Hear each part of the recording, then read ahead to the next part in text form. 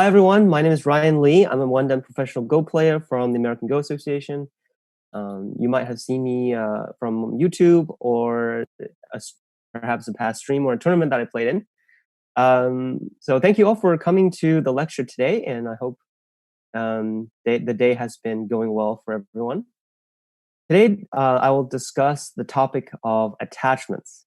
I hope this topic will be attractive to all levels, because actually in Go, we see attachments no matter what level you are.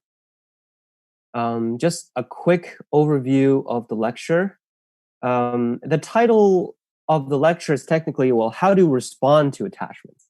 And in the beginning, I will give you a general idea what to do. So first, I will talk about why attach. The first thing we need to do is figure out the purpose for any attachment. What is the opponent trying to achieve? The second thing is to find what you want from the attachment. What are you trying to get for your response? And then lastly, we pick the move and respond to the attachment. And then at the end, I will also say a few words on crosscuts, which happen after attachments in some cases. So let me give you the first example of an attachment. In any play out double start point opening, white approaches, invades at 3-3. We have this pretty common joseki, and then white might attach over here. So I have some potential responses by black, A, B, C, and D. You guys can think about where you would respond. And this might be really easy for those higher level players. But in terms of the steps, well, what is white trying to gain by attaching? Sorry, actually I have an E, so don't forget about that. White is attaching in order to expand out from the corner. There's nothing other than that for white. So we figure out what white is trying to gain. But what is black going to gain? Well, actually, in this case, if black extends, black protects actually a cutting point at N16. So later on, it's much harder for white to cut black in the middle. So in this case, black can just let white gain what white is trying to get. And this would be a very good way of responding to that attachment. So black is just retreating away. And if white continues, black can keep extending, and we know it's very bad to play on the second line early on. So actually, in this time, white's attachment is a bad move, and extending is a very simple way of responding to it. But in order to punish it, you would actually have to tenuki. So probably playing away is the best move, because on the upper side, it's not an urgent place at the moment. So that's one example of when you might see an attachment and you would think about, well, what should I do? You can see attachment also relatively early in the game. For example, we start out with a start point, white approaches, black defends the corner, and we also have this attachment, right? We used to call this the AlphaGo joseki with follow-ups after this attachment. And I think this should be intuitive for many of you. If white is attaching here, what is white trying to gain? White is trying to get into the corner. But attaching is different from the slide, which is the regular joseki. Attaching is more forceful. So white is trying to make shape and keep sente and force black to respond. And in this case, black should definitely hane into the corner, and then white will double hane, black will atari connect, white will pull back, and then black descends. So in this case, this attachment is white trying to make shape. And one really, really important thing for black is black needs to prevent white from going right into the corner. So the hane here is the best response here. And then in the follow-up, I guess we call that the joseki. White pulls back, and now white could either extend up or play one space extension depending on the situation. So in this case, the attachment is for a different purpose. It's to settle the shape while keeping sente to continue on the other side, in the opposite on the upper side of the corner. So attachments can be forcing moves to make shape, and sometimes attachment can even be complicating the game. So once you figure out the purpose, then you can find your way to respond. Okay. So let's look at the next example. So if this seems really, really easy to you, don't worry. I will go over more complicated things. But I just wanted to start from a basic point of view so we can expand from that. So in this case, black attaches here. Most of you will probably know this because this is a joseki. White will hane, and black extends here. So what is the purpose of black's attachment in this case? In this case, black is attaching and extending. The black's purpose here is only revealed after the follow-up move. So in this example, when black attaches, you can't really figure out the purpose by black just yet. So when with the hane here, if black extends up, then we know black is trying to develop on the side. Black has another option though. Black can actually play the tiger's mouth, in which case black is actually trying to defend the corner. Okay, so this attachment is a joseki variation. I wanted to include this in because actually it's one of the earlier josekis you learn, right? And it's also a joseki where I see most people making mistakes. The first mistakes that I see many players make is white playing this move. The reason why this move is typically not the best locally is because there's this clamp, and it's a really good move to get at white's shape. So white is relatively uncomfortable here. When white plays this move, the next mistake that I see is black extending out. Because white's move is closer, white can actually push and cut here. And this would be a pretty severe follow-up locally. The reason why white can extend out here is because, when black can extend out here, when white plays 6, black can play 7 is because this push and cut does not work due to the fact that black has this descent. And this descente because now the N17 cut is very severe. So white will need to protect, and that way black will be able to win the semi-eye in the corner. So even such a simple move, there's actually quite a lot to it. So when white extend out here, that's when black can extend out. And when white extends the closer one, black actually needs to play a nice move or one space jump in order to protect. Oh yeah, by the way, you guys can ask me when I'm going, and I'll try to relay the questions from the chat. It's a lot more useful for these lectures when they're more interactive. So always open to questions. Oh, sorry, I wasn't looking at the chat. So there was a question. Why would you opt for this joseki over all others? Which situation is attaching best? Oh, okay. So that's a good question. When would you want to play this attachment joseki? So for this attachment, typically black is actually trying to gain the right side. So if you one example is that in a Chinese opening, in this case, actually, a lot of AIs suggest that black should just attach and extend. For this attachment, you're trying to gain in the center. And if black has a stone at 4, then this joseki would be facing a good direction. Yeah. And if you play the tiger's mouth, that's actually giving away the center for the corner. There are 2 options for white. White can either connect in the middle, and then after black captures the stone, black would jump out, and then white would tanuki. This is the correct joseki variation. And the other variation is white would descend, and then black would cut, capture the stone, and white would atari and turn. So this is the second joseki variation. Um,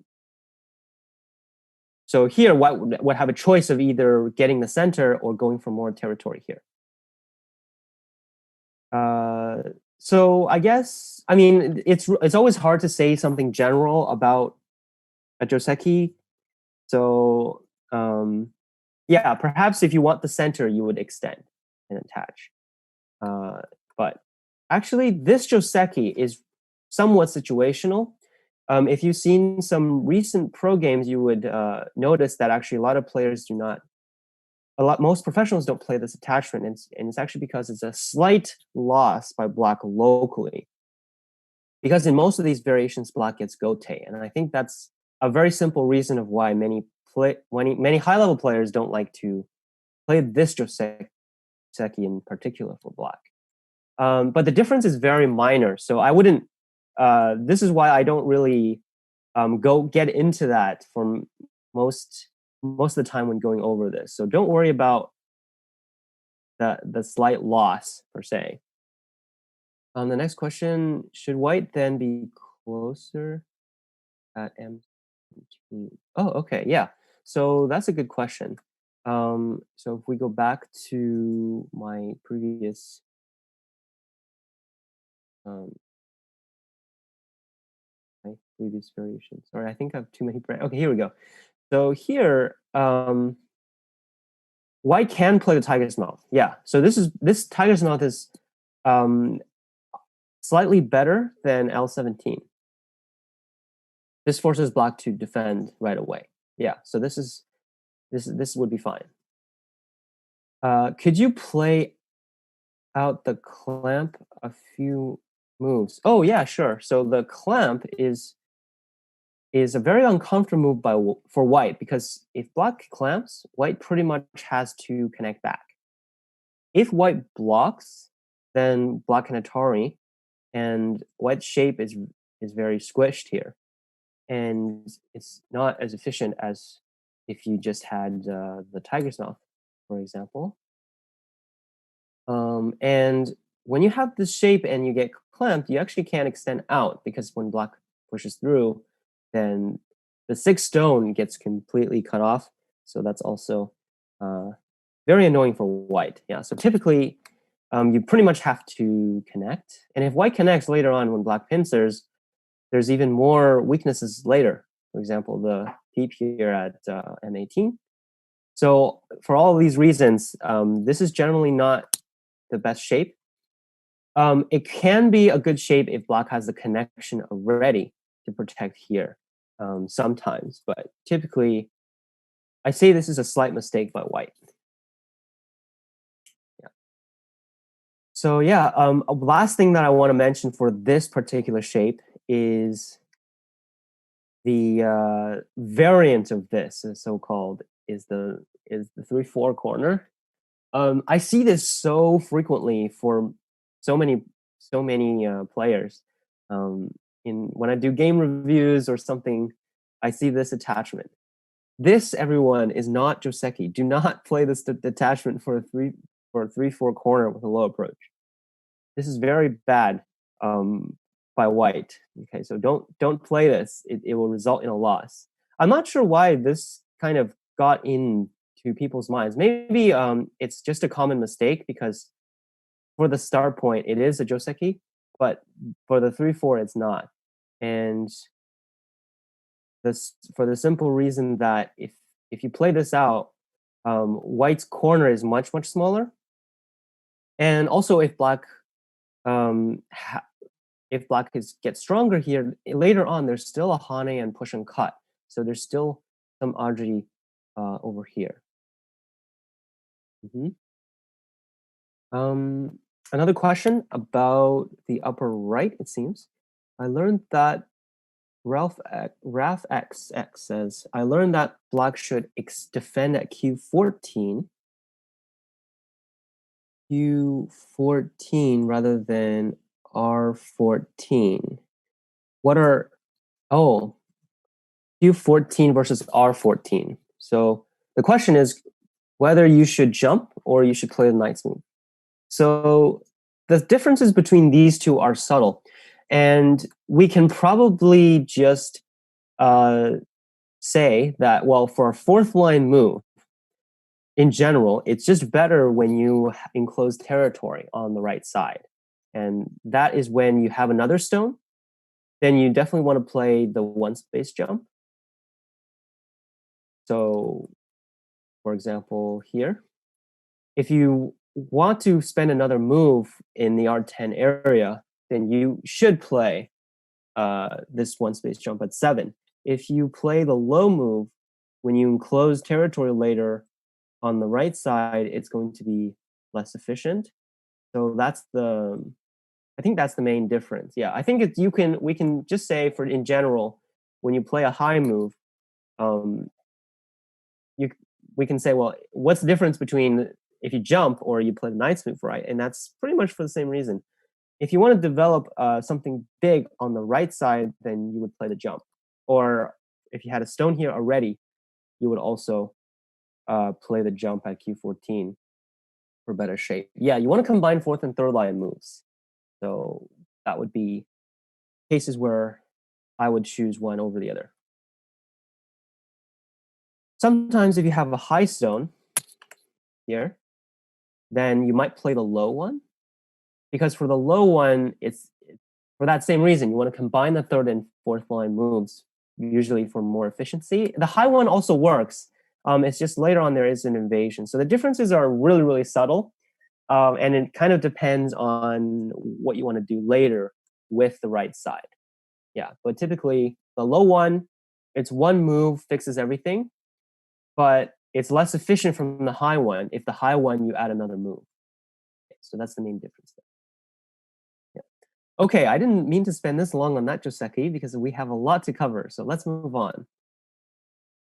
In the next example, I will, okay, if I can find it. Okay, not okay, this one. That's not the one. Sorry, guys. I am trying to navigate the branches here that I set up. Okay, so this attachment, we're probably already going into more complicated areas. And now I'm going to talk about another opening attachment. So a very popular opening is when black plays a double 3-4, rotating 3-4 opening with the shimari at P17. Then white approaches in the lower right.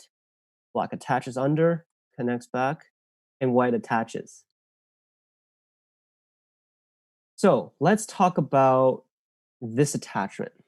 What is white trying to gain from this attachment? What do you think? So first figure out what white is trying to do, then figure out what black wants, and the last thing is the choices. So black actually has many choices here, which I labeled. A, B, C, D, or E. Feel free to reason it out yourself first. And some of you might even know this if you've seen, if you play this opening or you've seen similar variations before.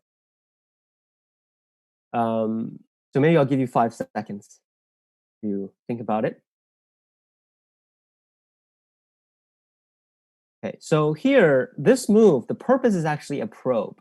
And in order to know its full purpose, we have to figure out what the regular joseki, how the regular joseki plays out. So normally white would play tiger's mouth and then extend. Then black would pincer and white would jump out. So in the lower right, we have finished the joseki. And then after white extends, when black plays this R13 move, it actually threatens an invasion. This invasion is quite severe and is generally considered better for white to protect, unless you're really good at reading and you want to fight. But typically, it is considered better for black if black invades. And in the invasion variation generally starts with this peep at R8, which is sente. White has to play S7 in order to prevent it, and then black plays the knight's move. If white connects under, then black will gain a lot by just pushing white onto the first line. So this generally is a very good variation for black. So typically, it's white has to fight, but white has two weak groups and will get separated.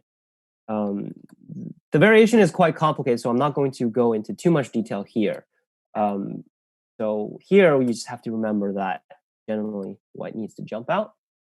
And so what is the difference here? Right now, if white attaches, what will happen?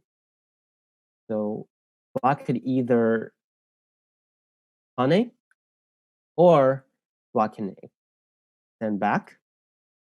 So this type of probe is basic. So with any probe, it's trying to ask for the opponent's response and then choosing our move accordingly.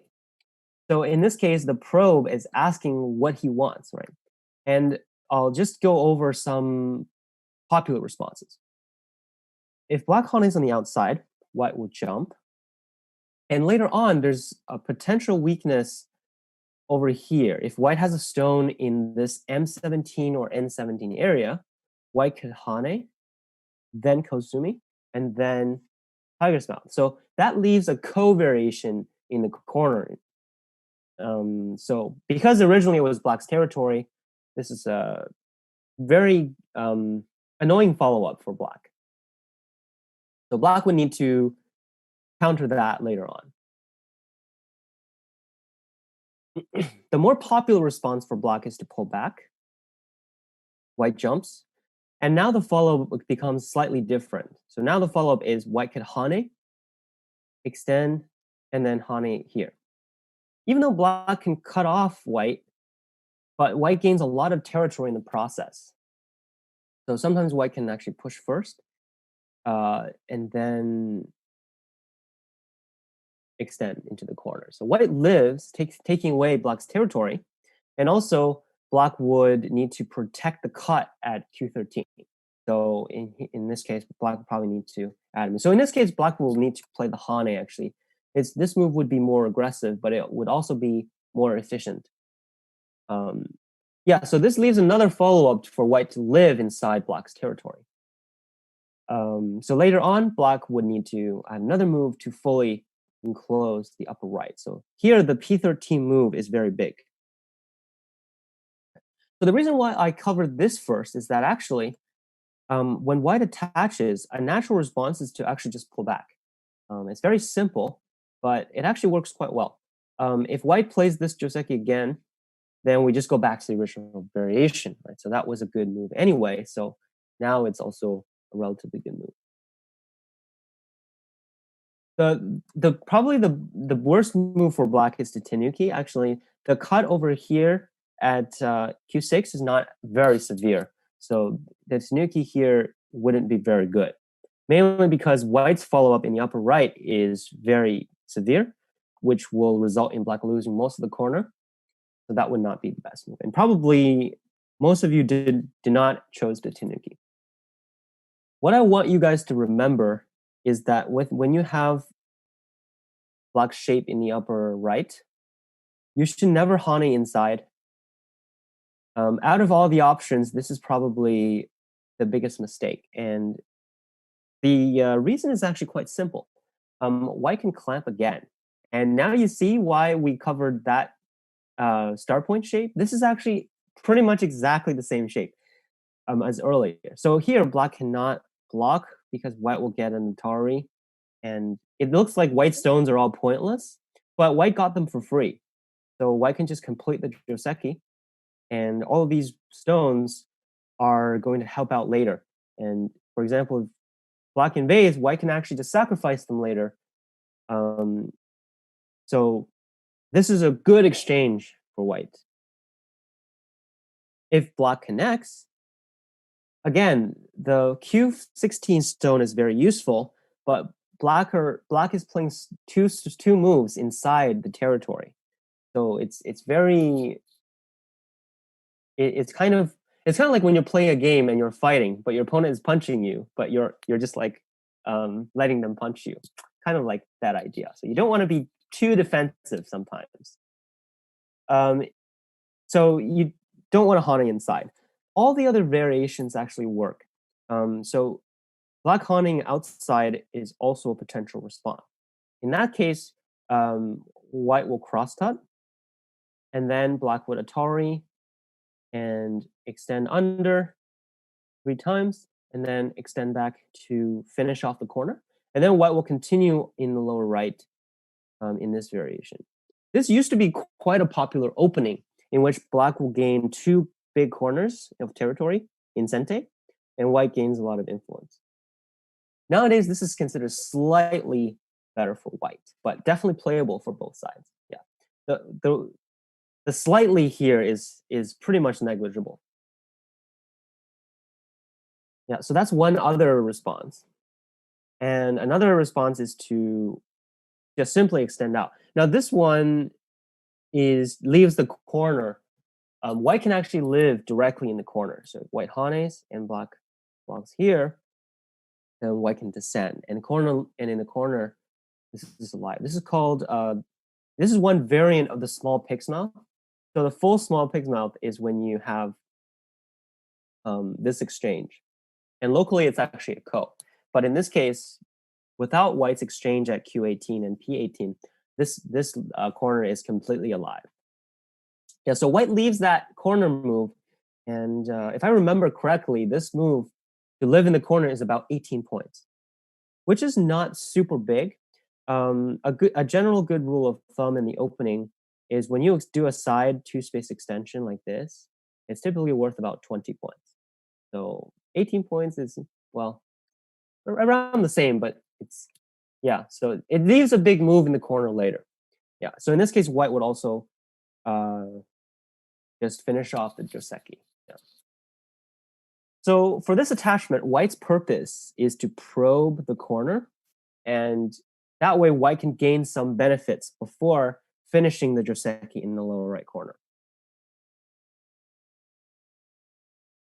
Okay, so make sure you guys understand this, because actually there's a lot of attachments that get played with this corner in the upper right. There's also another attachment, and and it's this attachment over here. How should black respond to this one?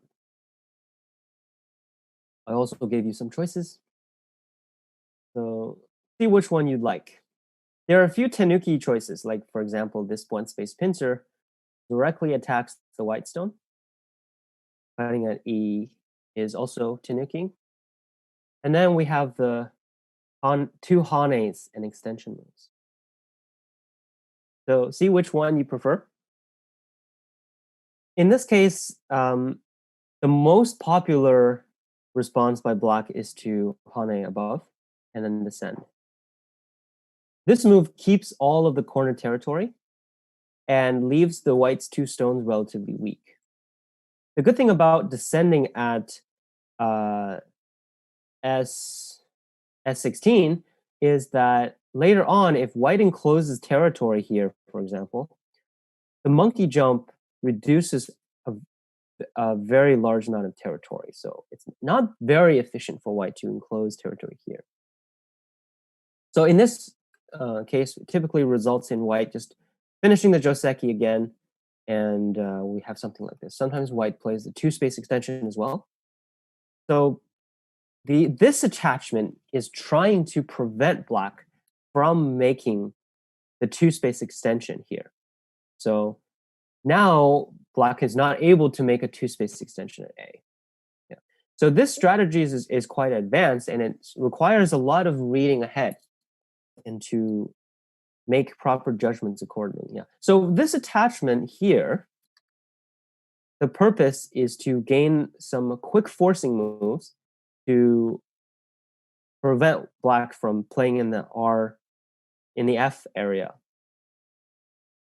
Now with this attachment, you typically don't want to descend, or play D. So probably C and D will be mistake. Other moves will be fine. So I would be okay if you cut here and ignore that. That's actually quite fine. Or if you pincered, that would be attacking white. Or even if you extended, that would prevent white from getting any forcing moves. So all of those would be fine. Yeah, so those would be normal responses. If you descend, because it's a second line move, it's too early to playing on the second line. And because black did not get an exchange here, so locally, playing that second line move is going to be a little bit bad for black. Yeah, so typically you would want to extend up at B or Hane at A to respond to this attachment. Okay. Now let me give you guys an example. So, okay. Okay, so the order here is slightly different. So I have a real game example for you guys. White play this attachment now. We still have this 3-4 Shimari, and white just attached to invade.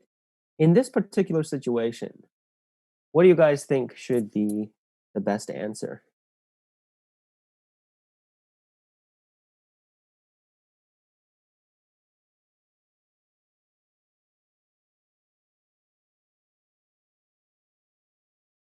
So in this case, it would be best for black to counter pincer. So yeah, I have a white stone. A way to pass. Okay, let me just put a white stone somewhere. Let's just put it there. Pretend that you can that was a pass, and um, black played this pincer. Sorry, I can't find the pass option, so I'm just gonna do that. So black pincers now, and this is extremely important because of the joseki in the upper right. This is because black has a lot of potential, and even if white is able to live, black would naturally develop that into territory. So we can imagine if white tries to live or escape, even if white escapes or lives, black would still gain a lot of territory in on the right side. So typically, when you have a lot more stones, your response should be different, right? So here, what white is trying to do is trying to live or get some probing moves in order to settle on the right. So in this case, the best answer is to not give any move to white and just pincer the whole group and attack the whole group. So here, that's why the pincer is the best move. And what black wants is black wants to use the upper right, right? You don't want to give up the right side. For example, if you answer anywhere near this way, white can either do a two-space extension and black would lose most of the potential on the right side. So that would be a very good result for white. Yeah. So basically, the way white answers, it's all the other answers are similar. So we know that we shouldn't play the second line moves now. So both of the sen and the hane are incorrect. And if you hane or extend, white would either way would be able to develop a base on the right side, which means this will be a good variation for white. So yeah, in this case, the purpose is to invade and get base. And so black needs to prevent that. Black wants the right side, so black should play the pincer. Question from chat from Lakita.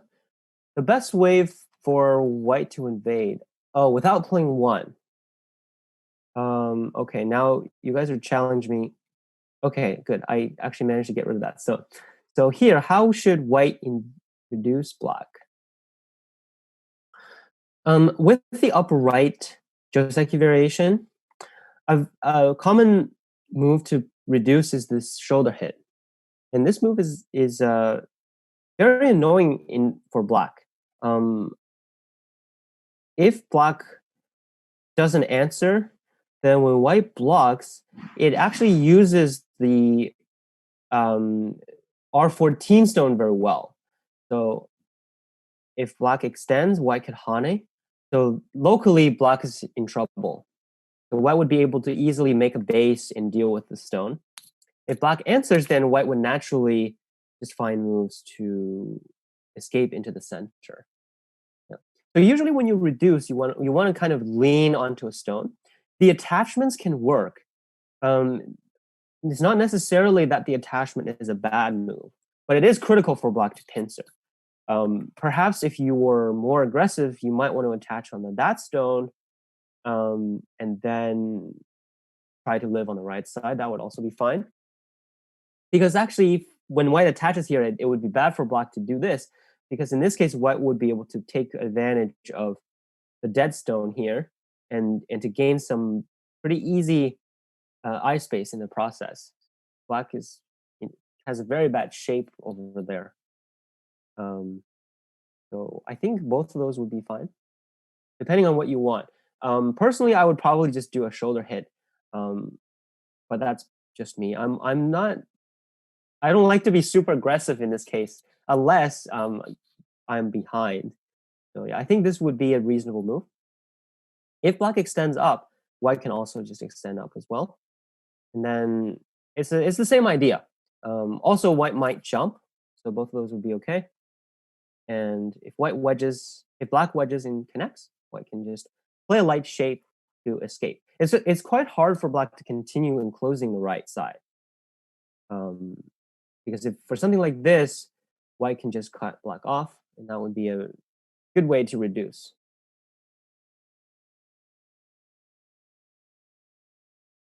Maybe I want to say a few words about the clamp. If black clamps, white can play a tiger's mouth this way, and then if black Ataris, white can Atari and play tiger's mouth. So either way, white is trying to deal with this lightly. So you don't want to be playing like something like connect, because then the whole group would be heavy, and and that would not be a good way to sabaki. So here, white is too heavy. Okay, so for that attachment, the purpose is relatively obvious, and black also has a very uh, fixed way of responding. Okay, so I think we're ready to move on to the next example. And in this example, maybe we can play it out the variation here to show you guys how this might happen. So in this case, we just have an opening. Black approaches, knight's move, joseki. White approaches on the upper right, and then does something like so. We have another attachment and another multiple choice.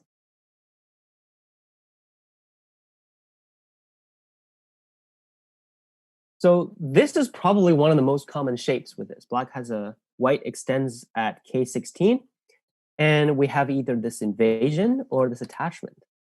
So how should white answer to this? Now, as usual, I will go over the incorrect responses, and then you guys can figure out the correct ones along the way. So E probably looks kind of funny. It's like a counter attachment. The reason why this is bad is because it leaves too many cutting points. So here, white has 2 cutting points now. So it would be an ineffective move. So let's talk about all the other ones. So C and B are both possible, and both of these don't give black any forcing moves. So both of those would be fine. A and D are also okay in some situations. So let's say white han is here, black will han it back, and this is almost like a joseki. Here, white will push up. So white doesn't have the ladder, so white cannot capture the stone because black would be able to ladder white stone at k16. So white has to extend up, then black Ataris, Hanes, and then connects. This is a pretty common variation with this. Black sacrifices the 2 stones, gives white the territory, but black gains quite a big influence in the middle. So now black can actually expand the moyo here. Difficult for white to get into the center. So that's one possibility. In this case, though, white does have to be careful. Sometimes black might play a more aggressive move. For example, the extension move. But in this case, black doesn't have the ladder, so white can actually push above. And in this case, black has to come back to the middle anyway. So that's not a working move. So this move, though, you don't have to worry about this. Okay, so I think I got asked this at least twice. Now here, white captures a panuki. Okay, and this is really really efficient. Even though white gets cut off on the side, white can just invade in the corner, and black cannot fully capture white there. So white gains a good profit and can invade black. So this is a bad result for black. Yeah, for most results, you don't want to give white a panuki like this. It's just too efficient. And um, yeah, so in this variation, almost all the time, black needs to extend. So we also have a above hane. This pays more attention to the center. So here, black would be able to gain over here on the upper left as well. Yeah, so this might not be the best variation locally because white doesn't really have much in the center to begin with. So in this case, it doesn't seem like white is going to be able to fully use that stone at J15. Yeah. And extending would be fine. If white extends down, then later on, for example, if black plays here, white would invade the corner directly, and that would also be fine. It seems slightly defensive, and that is true. So black might be a little happier, but in terms of the result, it's still pretty even. Yeah, so this is probably a very common attachment. And while we're here, I like to point out that when you invade here, this is another common mistake. You should never hane this way. Okay. In Go, you should never say never, but okay, I'll say 99.9% of the time, you should never hane this way. This is just so bad shape. There's nothing black can do here. You Atari connect, you just get enclosed and double haned. So this is a very, very bad result for black. The only time you might hane this way is if you have like another thing here and you might be able to like Atari on both sides. But that is really, really rare. Um, so yeah. You might recognize this from a joseki if for the one space pincer joseki and double approach, sometimes black hanes and then attaches. That's the only case where you want to make the hane because that threatens the Atari if white doesn't let black into the corner. So that's the only case where you would want to make that attachment. Yeah, so just a really common mistake there that I just see so frequently. The correct move by black is to wedge. If black has the ladder, so this ladder here. If black doesn't have the ladder, then black might have to extend, but typically this result is not that good for black because white gains a very strong outside. Okay, so I think that sums up my examples. I hope they were somewhat useful to you guys. It's hard to generalize something like attachment. And yeah, just because Go is just changing all the time, so it's hard to generalize. Good question. So, okay, I'm not gonna try to pronounce your name. 135 asked, are there any internet where it's better to tenuki instead of responding locally?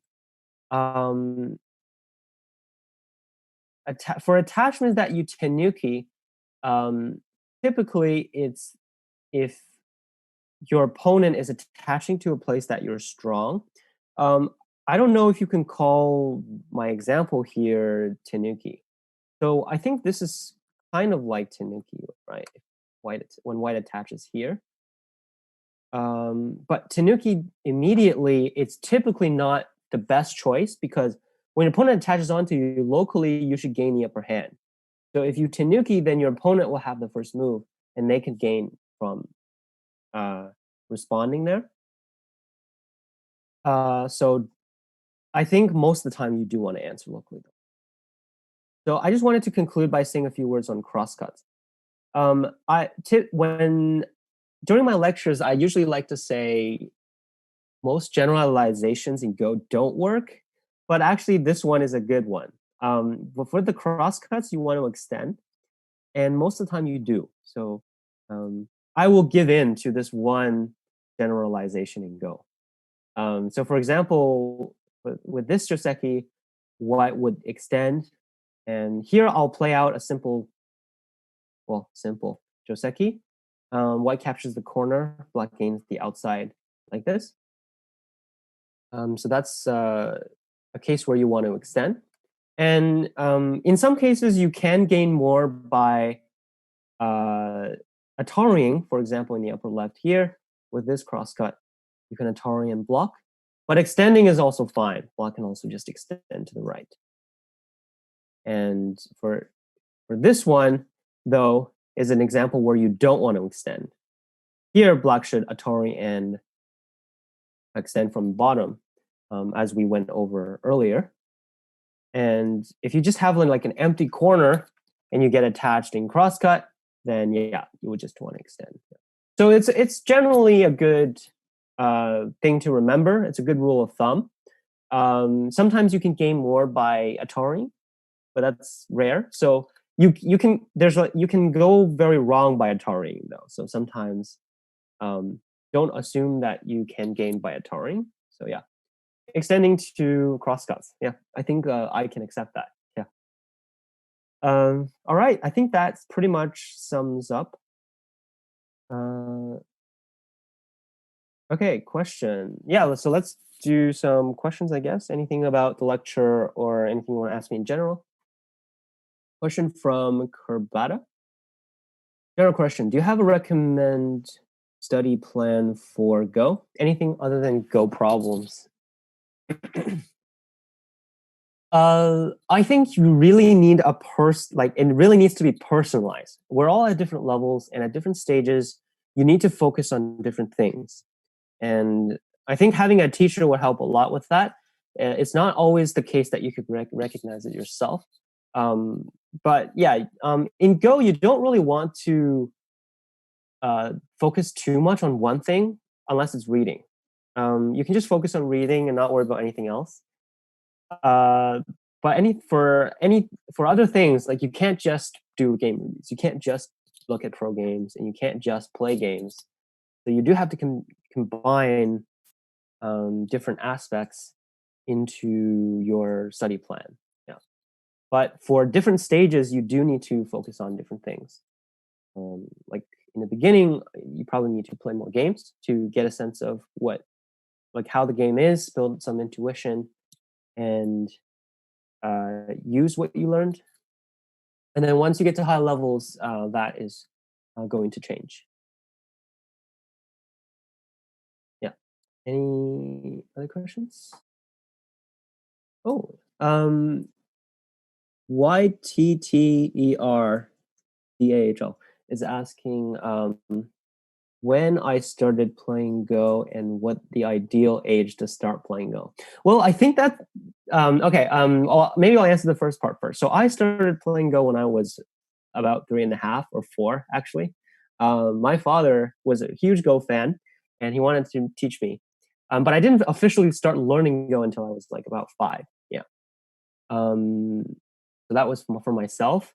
And the second part of the question, I don't think there is an ideal age to start. It really depends on what you want. If you want to become a pro, then probably like if you want to become a world champion, you want to start being a pro, then yeah, as early as possible. The earlier you start, then you'll have a head start. But I mean, for everyone else, I mean, I think Go is a fun game no matter what level you are. And the higher level you get, the game might appear differently than you. But that's not necessarily that they'll have more fun playing the game. Because I know a lot of pros that hate playing the game. They just don't have any fun. Because for pros, winning is just too important. I mean, you should play to win, but if every time you lose, you have to be really hard on yourself, then it can be not fun. Yeah. So if you're just playing for fun, I think um, any age you can have fun. You can have fun improving. You can have fun making friends in this game. Yeah, it doesn't really matter when you start.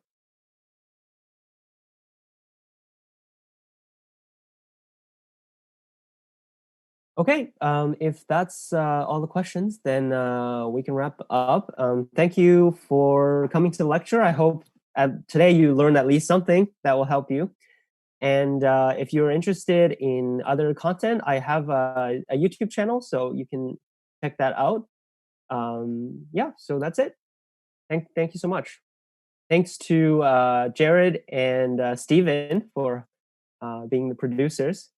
Um, they definitely did way too much work this week for eCoggress, so be sure to thank them too.